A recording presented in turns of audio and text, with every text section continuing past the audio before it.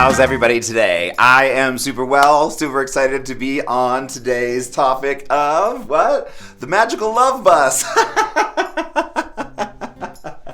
Right? I hope that you're doing great. I'm really happy to be here. I might not be here next week doing this. I'm kind of having to reconfigure a few things in my life in order to get a little bit more serious about making money, things like that. Because, this clearly isn't working out. So I need to. And again, I don't put the fault on anybody other than myself for that, right? I continue to take direction in terms of what you need and in order to create something here that is beneficial, right?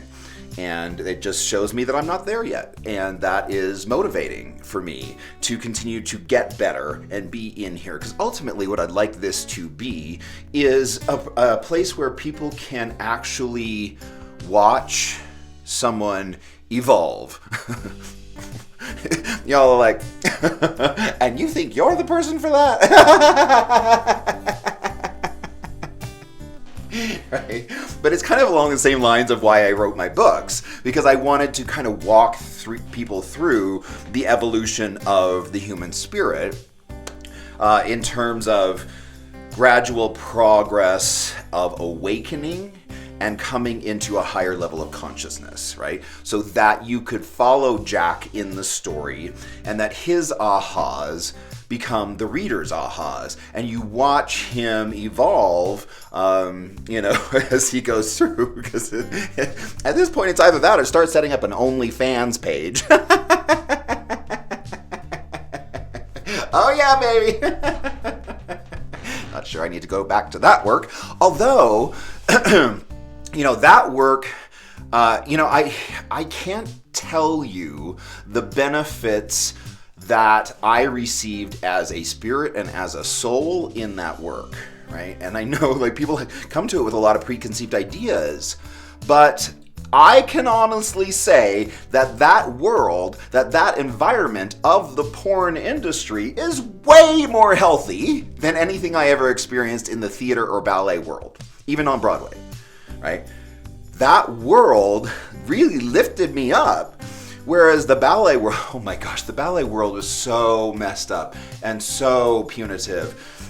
I remember as a 17-year-old kid, so I left home when I was basically 16, and I auditioned for the Royal Winnipeg Ballet, and that was a big professional school, one of the most prestigious in Canada.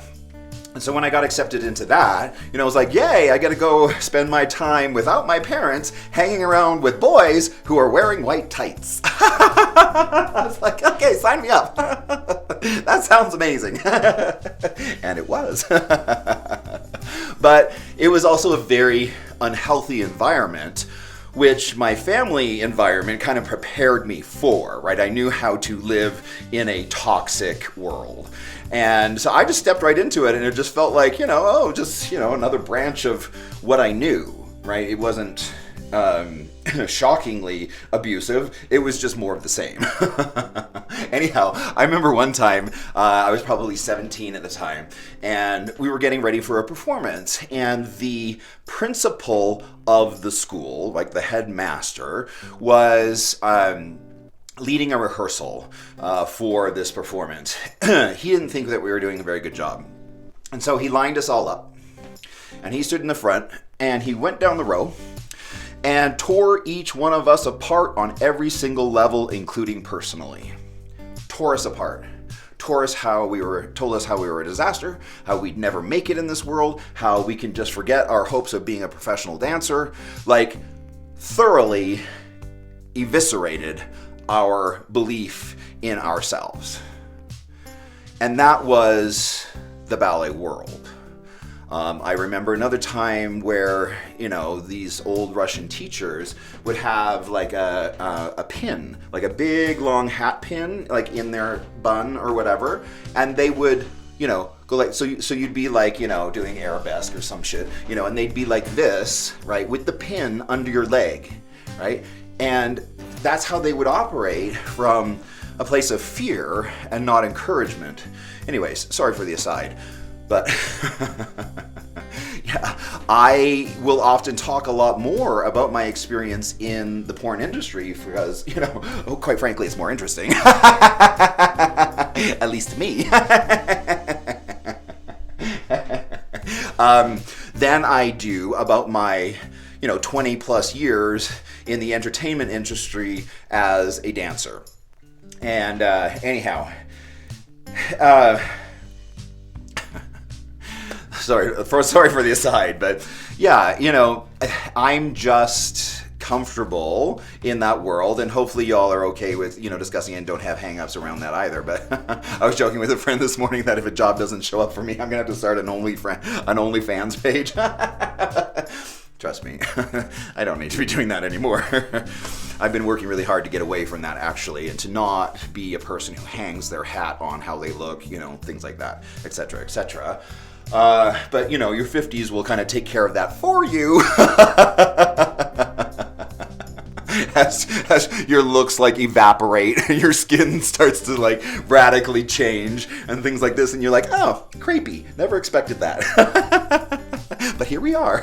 So anyhow, that doesn't need to be on film anymore. At least not in a public arena, but anyhow, I digress. So yes, today is a topic. Our personal love bus, right? Our little love bus that we drive the world in, right? But it's not just a love bus, it's a magical love bus. It is your little armor, your little stopgap between you and the world, because we need that, especially in a ridiculously insane world that we're living in right now, where, oh my gosh, Russia is just really amping it up. I mean, they're bombing hospitals and killing children, and it's so insane, and I appreciate the measured approach of a lot of the world leaders, because you don't know how Putin is going to react. And so I think everybody just needs to try and stay calm so that we don't end up in a nuclear war. And I know that a lot of people are a little concerned about that because we just don't know where this is headed. Threats of, what do they call it? Chemical weapons, right? Chemical weapons are now on the table. And Putin is threatening to use those. So right? That's kind of where we are with the vibe of the world. So I try and think of it in terms of having my own little magical love bus that I can drive the world in. It's just a little bit of armor, right? A little protected space that you get to choose for yourself. If you'll notice, a lot of the work that we're doing in here is you choosing for yourself. Again, I won't tell you what you should do or what you should think. I'll show you what I'm doing, but a lot of this work has to be personally prescribed to self. Right? We talked about this a lot in terms of adopting, your core values, that they are perfect for you and not prescribed by an organization or group, because what happens when you do that, prescribed by others, and then swallow that and then don't feel good, or in my brother's case, I just learned yesterday he has cancer. And I'm like, that seems very on brand. Right? I've talked about this before. People who adopt that vibration, that density, often of Christianity, that is punitive, and my brother swallows that, and those core values of Christianity do not align with who he is. I know my brother. My brother is the wild, wild west guy, right? He needs to be out on the ranch. He needs to be experiencing a sense of freedom, right? He needs to be enjoying... I shouldn't be saying what he needs to do.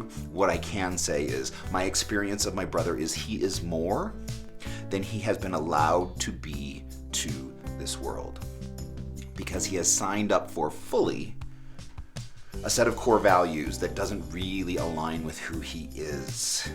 And so he's dark, and he's troubled and he's beaten down, right? There's no freshness to this man's spirit, right? And when your spirit isn't allowed to breathe in that way, right? And there's no fresh air coming in, right, to his being, right? I've talked about it a lot before. We have a personal responsibility to check our vibe for ourselves. Otherwise, switches get thrown. Right? I just want to hold a space for my brother for a second. We don't get along. Can't hardly even be in the same room. Doesn't mean I don't love him, right? He is and always will be a family member. Also a dangerous family member, a dangerous, bigoted family member, but that doesn't mean that I don't love him. I just have to love him from a distance, right? So, right, that's why it's so important that you adopt your truth, not somebody else's set of principles and rules and truths that you then try and retrofit into your soul. I always believe that the dis-ease that we have in our vibe is what creates disease, right? It's the same word, just chopped into two.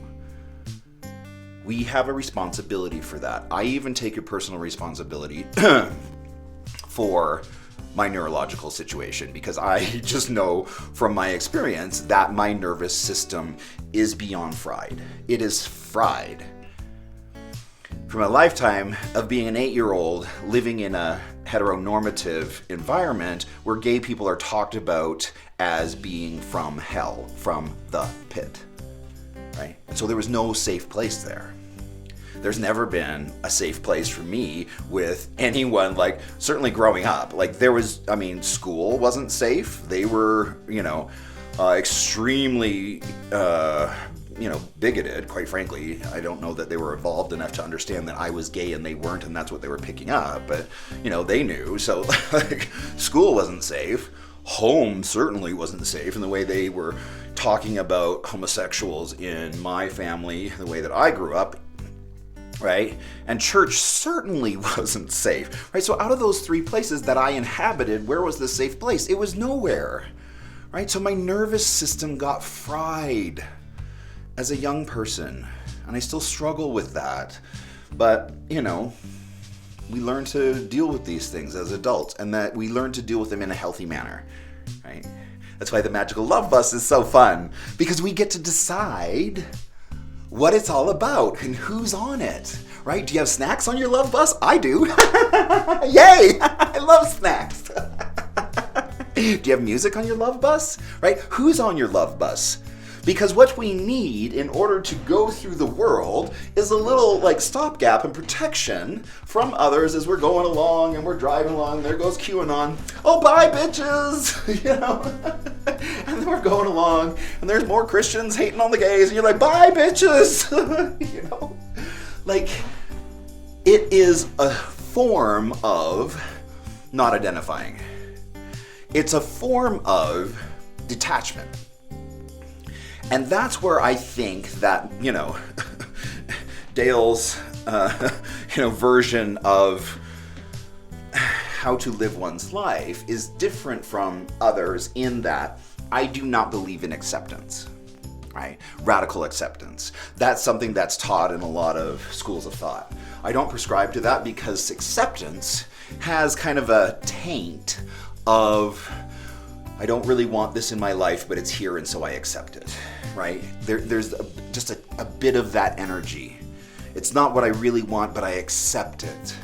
I accept that this sucks, right? And that's not what I want for you. Certainly not what I want for me. For me, a more evolved position to that, and why we have the Magical Love Bus, is about radical detachment.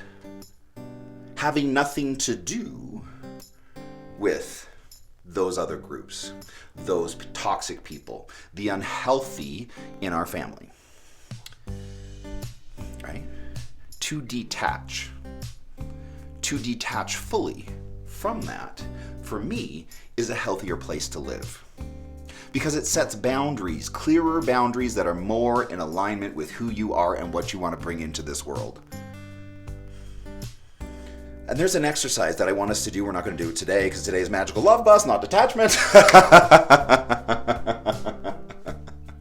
But there's an exercise that I want to show you that I showcase quite a bit in my books.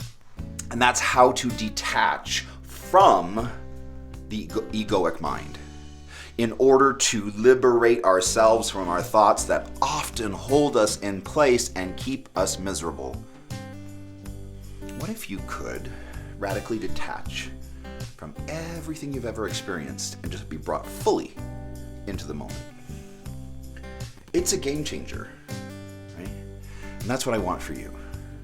So our love bus is that bubble, right? The bubble that we travel the world in to find out, who's safe, what's going on, what's cool, what restaurants we going to, because you need to be able to move throughout the world freely, even as a minority, right?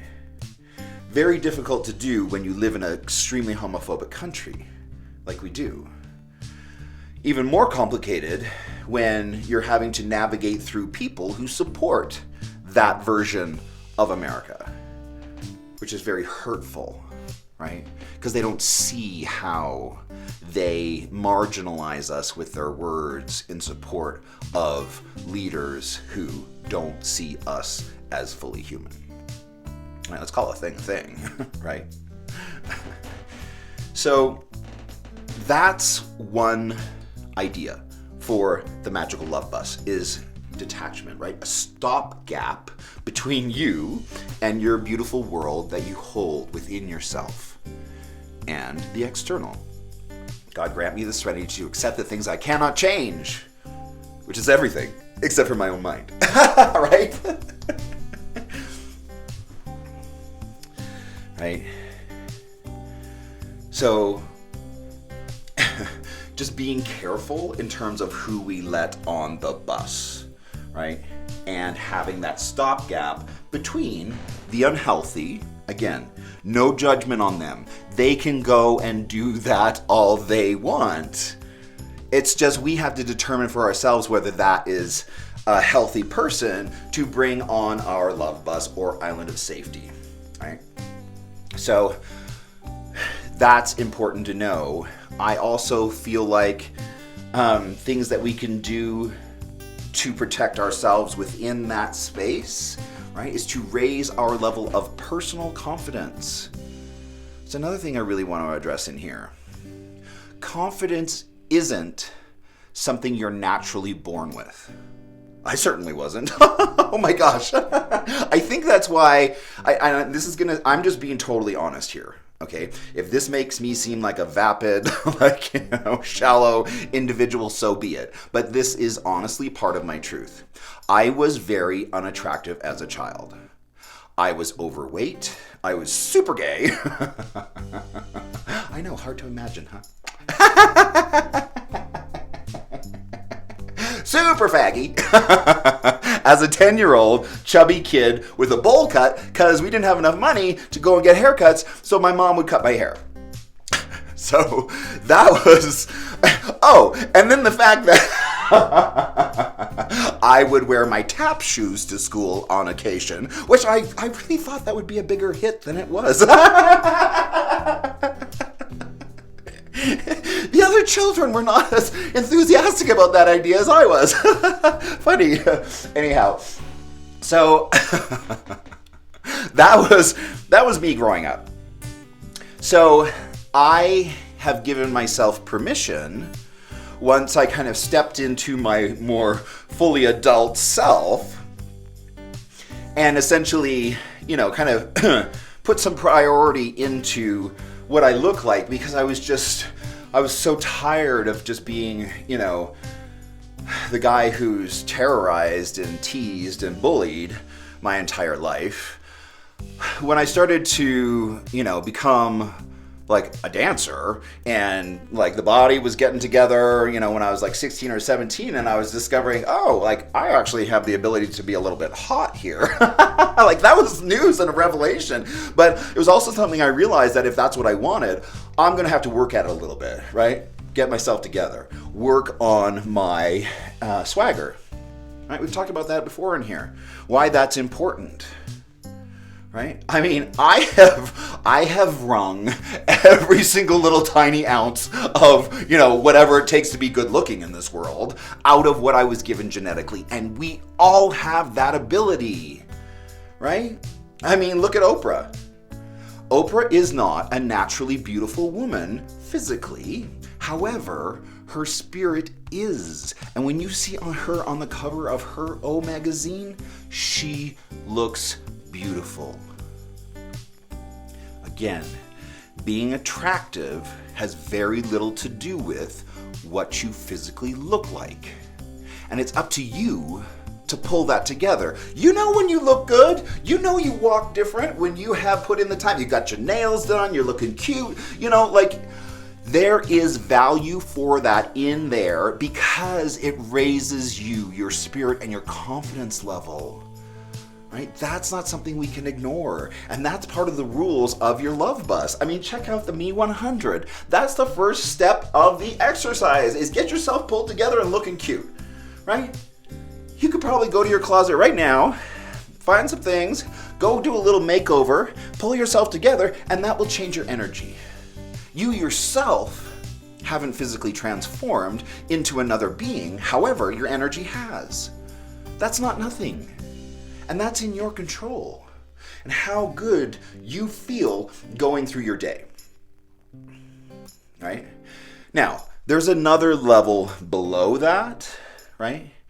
People who are paralyzed into a space of energy that they are incapable of doing that for themselves. And we'll be dealing with that as well. And if you're one of those people who energetically is paralyzed right now, the overwhelm is too much, and you are not taking care of business, of yourself, right? I get that. So if you're in that place, and you are like, I don't understand how I could do that for myself. That seems like too big of an ask.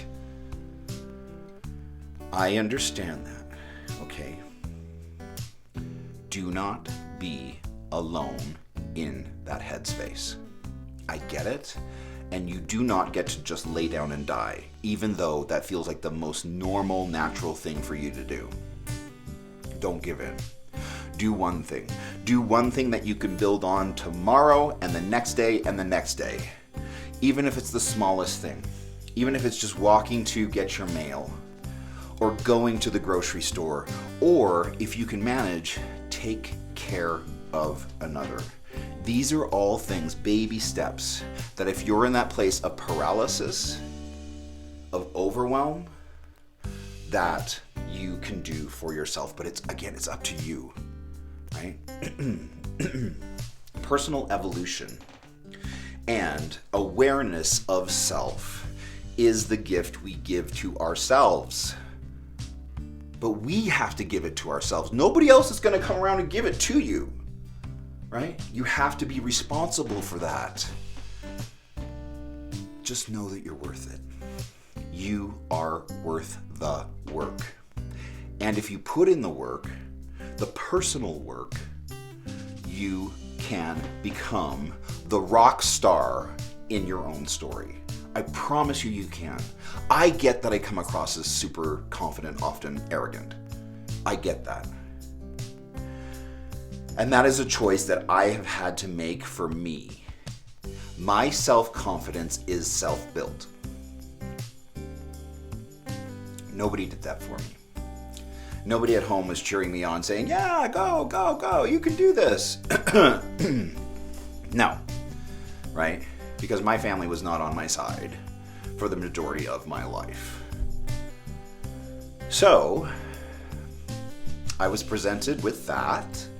And, while becoming a young adult and a performer in the world, it was what I could give to myself. And that's where I found it. And that's where you can find it. It is up to you. It is up to you whether you want to do this work or not. You just have to believe that you're worth it. Go, get a makeover, get dressed up cute, do what you can in order to present yourself to the world as a pulled together person. That will help. Involve others. Do not be in your own head alone if you are in that paralysis place. I'm not going to spend any more time on that. I just wanted to address it here because on occasion I've had emails from people who are in that place. If you're in that place, just stick around, okay? Just stick around. Okay.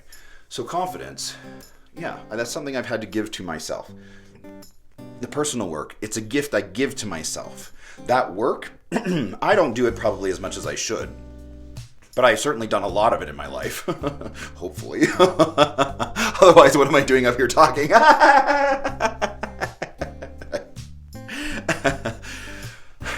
So I get if that's, it's sometimes hard to judge for me. Like I honestly, social norms are super tricky for me. I don't understand a lot of them. And I talked about it in a video once before, if somebody told me I was autistic, it would I'd be like, oh, that actually fills in a lot of questions for me because I truly don't get social norms. And I know, don't come for me because autistic people, I know there's more to it than that. That's a grossly simplified version, but people who are autistic struggle to understand social norms. I just relate. Maybe you do too. These people are crazy. Crazy. It just makes no sense. So anyhow, it is often hard for me to gauge those social norms and whether I'm being appropriate or not. The other thing is, children who are raised and ignored in the manner that I was, often have a hard time deciphering between bad attention and good attention, right? It's just all attention. Because there's been so little of it in their formative years that when they get attention, poured onto them from wherever, it's just attention because all of it feels so good because they've been deprived. I mean, I was raised in a household where my parents never told me that they loved me until I was probably 30. And my parents never asked who I was or how I was.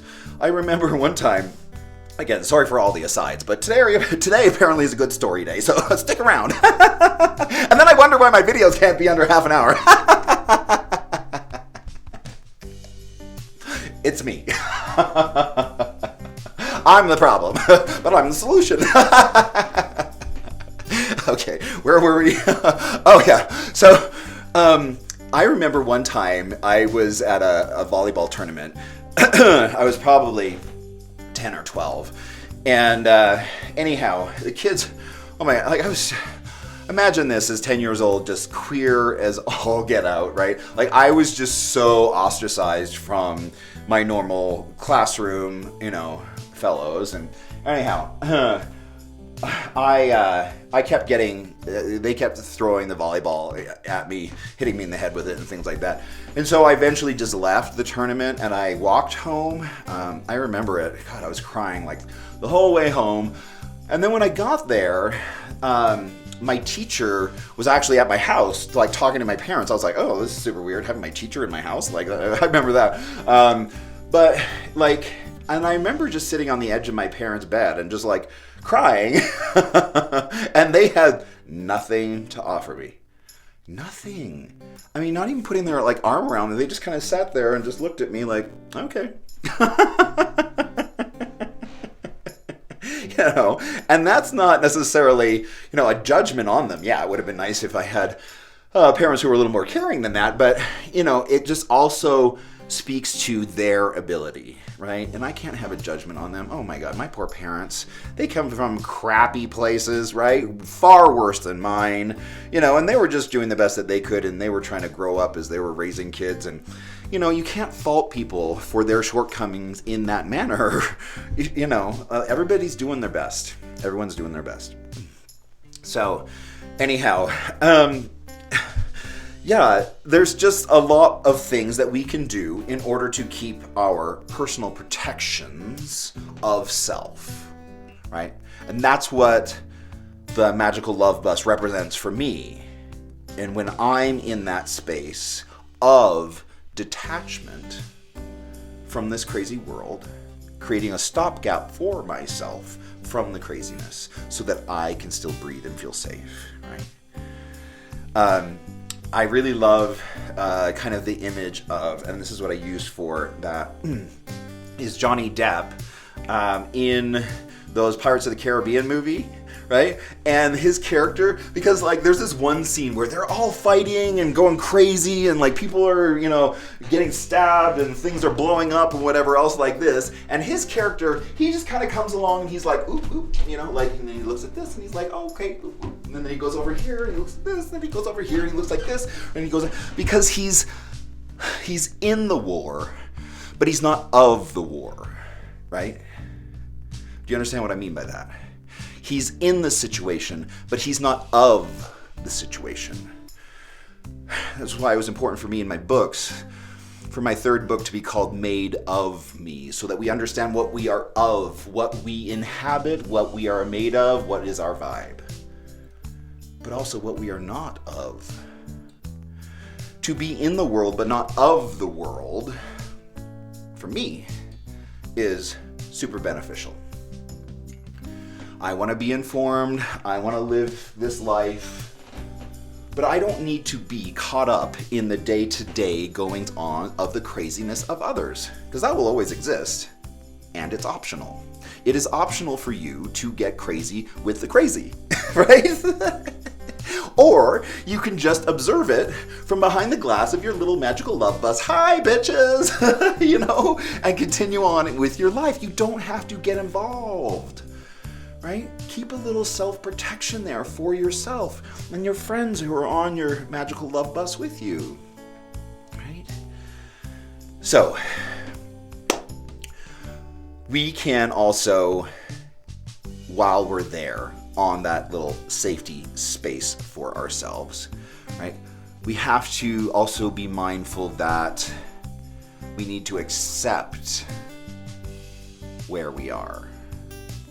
We need to accept that nuclear war could be on the horizon. We need to accept that in this world, there are a lot of people running around saying that bigotry is morality. You know, it's tough. It's tough. And so you have to create that stopgap. And I still get super upset and super hurt and super triggered, obviously. You know, that Don't Say Gay bill in Florida, it's like I look around at my friends and they're all just continuing on with their lives and stuff like this, and I'm stuck at home just like sucking wind, just trying to breathe through the day, because it's like, I don't know, maybe it's just because of where my trauma lives, but when stuff like that happens, like I feel it, right? I mean, not just think it, like I really feel for those kids. And again, it goes straight to the heart of why I'm doing all of this. The next generation deserves better than we had, right? And so I'll be out here fighting for them every single day, regardless of how crappy things like that Don't Say Gay bill are. It's offensive. It's offensive. Anyhow, so accepting where we are, that's important. Getting others on board, right? Don't be alone, especially if you're in a state of paralysis. Don't be alone. Bring others on board. It will help with your mental health. Make healthier choices for yourself, like we were talking about last time with the news. That's optional. You do not have to interact with the world on that level. That is optional. Check out. If you need a mental health break for a month, from social media, from news, from everything else, do it. Changing the amount of time that you spend on social media to Reading a book, that'll change your life. Right? Close the computer, open a book. Hopefully my book. Yay! Oh, it's really coming along. By this time next week, I should be handing it out to some important people, so I am very excited about that. So, if you're at all interested in pre-ordering one of my books, the first one is available to pre-order, and you'll get it as soon as it's published. You can go to daleallenrowse.com and then just hit on the books tab, and you can purchase it from there. Anyhow, so making healthier choices, closing your computer, turning off the TV, keeping your world small will be beneficial. At least it has been for me. Right? I choose very carefully, right, what information I put into my vibe, because I know it'll be affecting my day and the way that I'm operating in the world. Right? So keep life small. Keep life small. Just right where you are. Right? Like they say, keep your brain where your ass is. Now that can mean different things. Right?